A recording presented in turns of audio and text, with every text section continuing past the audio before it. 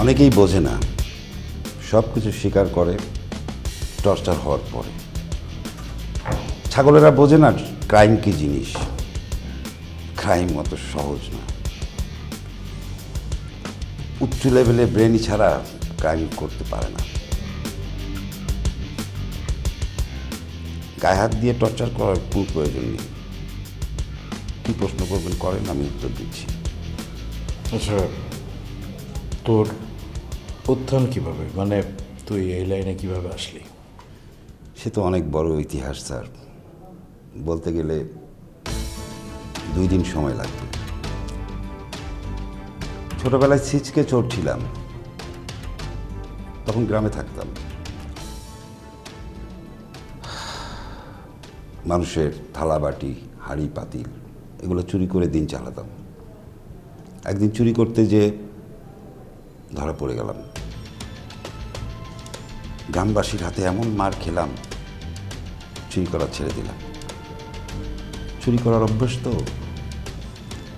বাড়িতে মন টিকত না। বাসে বাসে পকেট মারা শুরু করলাম।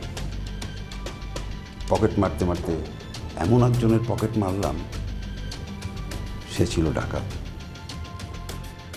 সুন্দরবনে ডাকাতি শেষ করে বউ বাচ্চার সঙ্গে দেখা করতে শ্যামনগর সাতক্ষীরা হয়ে খুলনায় ঢুকবে। সে এক মজার ঘটনা স্যার। সে আমাকে বলল, কিরে পকেট মারলি, খুচরা টাকাগুলাই তো নিলি, বান্ডিলে তো হাতি দিতে পারলি না। আমি মৃদু হেসে বললাম, আপনি কে? উনি আমাকে বলল, তোর বাপ। আমি বললাম, আমার বাপ তো মারা গেছে। আমার গুরু তখন রেগে বলল, শুয়োরের বাচ্চা, আমি তোর লাইনের বাপ। সুন্দরবনে আমার 4টা ট্রলার আছে। আমি ডাকাত রঘু তালুকদার। যাবি আমার সাথে? আমি কোনো কথা না বলে পাও ধরে সালাম করলাম। তারপরে তার সাথে বনে চলে গেলাম। বনে গিয়ে ডাকাতি শুরু করলাম। দিনে দিনে হয়ে গেলাম ডাকাতদের লিডার। তো আপনার সেই গুরু এখন কোথায়? আপনি দেখতে অনেক সুন্দর, কিন্তু একটু বোকা আছে। গুরুকে বাঁচিয়ে রাখা যায়? মেরে দিস।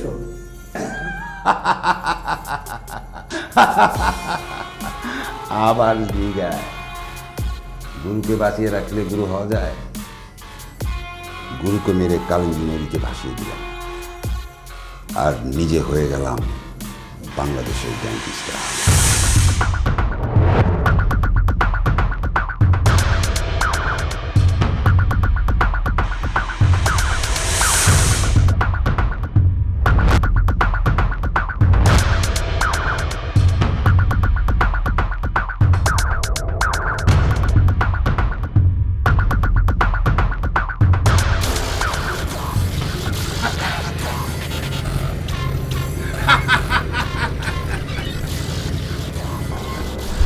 আমার নাম গুরু।